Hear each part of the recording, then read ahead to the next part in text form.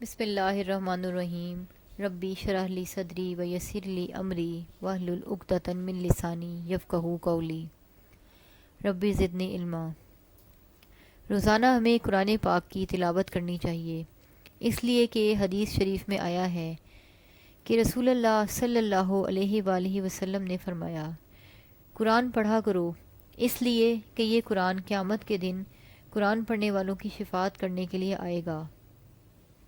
حدیث قدسی میں آیا ہے کہ اللہ تعالیٰ فرماتے ہیں، جس شخص کو قرآن کریم کی تلاوت کرنے، یاد کرنے یا غور و فکر کرنے اور تفسیر و ترجمہ وغیرہ کرنے کی مشغولیت و مصروفیت نے میرا ذکر کرنے اور مجھ سے دعائیں مانگنے سے روک دیا، یعنی ذکر کرنے اور دعا مانگنے کی فرصت نہ ملی، تو میں اس شخص کو اس سے بڑھ کر دیتا ہوں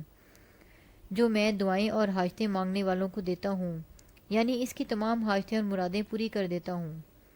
اور رسول اللہ صلی اللہ علیہ وآلہ وسلم نے فرمایا، اللہ کے کلام کو اور تمام کلاموں پر ایسی ہی فضیلت اور فوقیت حاصل ہے جیسی خود اللہ تعالیٰ کو اپنی مخلوق پر۔ ایک اور حدیث میں آیا ہے کہ رسول اللہ صلی اللہ علیہ وآلہ وسلم نے فرمایا، تم قرآن کو سیکھو اور اس کا علم حاصل کرو اور اس کو پڑھا کرو، اس لیے کہ قرآن کی مثال اس شخص کے حق میں جس نے قرآن سیکھا اور اس کا علم حاصل کیا، پھر اس کو پڑھا پڑھایا بھی اور اس پر عمل بھی کیا، خاص کر تہجد کی نماز میں پڑھا، ایسی ہے جیسے مشک سے بھری ہوئی ایک منہ کھلی مشک جس کی مہک ہر جگہ پہنچتی ہو۔ اور اس شخص کے حق میں جو قرآن کو سیکھتا تو ہے اور اس کا علم بھی حاصل کرتا ہے، مگر رات کو غافل پڑا سوتا رہتا ہے، نہ تہجد میں قرآن پڑھتا ہے اور نہ ہی اس پر عمل کرتا ہے، حالانکہ اس کے دل کے اندر قرآن پاک موجود و محفوظ ہے۔ ایسی ہے جیسے ایک مشک سے بھری ہوئی مشک جس کا منہ کس کر بند کر دیا گیا ہو۔ ایک اور حدیث میں آیا ہے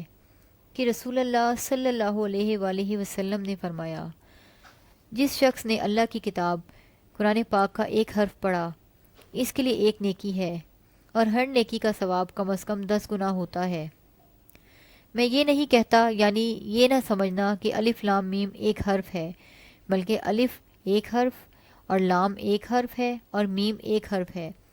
لہٰذا الف لام میم پڑھنے سے 3 نیکیاں ہیں اور ان کا ثواب کم از کم 30 نیکیوں کے برابر ہے۔ ایک اور حدیث میں آیا ہے کہ رسول اللہ صلی اللہ علیہ وآلہ وسلم نے فرمایا، قابل رشک 2 ہی شخص ہیں، ایک وہ شخص جس کو اللہ پاک نے قرآن کریم کی دولت عطا فرمائی اور وہ شب و روز اس پر عمل کرتا ہے، اور دوسرا وہ شخص جس کے اللہ پاک نے مال و دولت سے جس کو نوازا اور وہ شب و روز اس کے حکم کے مطابق اس مال کو خرچ کرتا رہتا ہے۔ ایک اور حدیث میں آیا ہے کہ قیامت کے دن قرآن پاک پڑھنے والے سے کہا جائے گا، قرآن پڑھتے جاؤ اور جنت کے درجوں پر چڑھتے جاؤ، اور ایسے ہی ٹھہر ٹھہر کر پڑھو اور چڑھو جیسے تم دنیا میں ٹھہر ٹھہر کر قرآن پڑھا کرتے تھے، اس لیے کہ تمہارا مقام اور درجہ اس آخری آیت پر ہے جو تم پڑھو گے۔ ایک اور حدیث میں آیا ہے کہ جو شخص قرآن پڑھتا ہے اور وہ اس میں خوب ماہر ہے، خوب رواں پڑھتا ہے،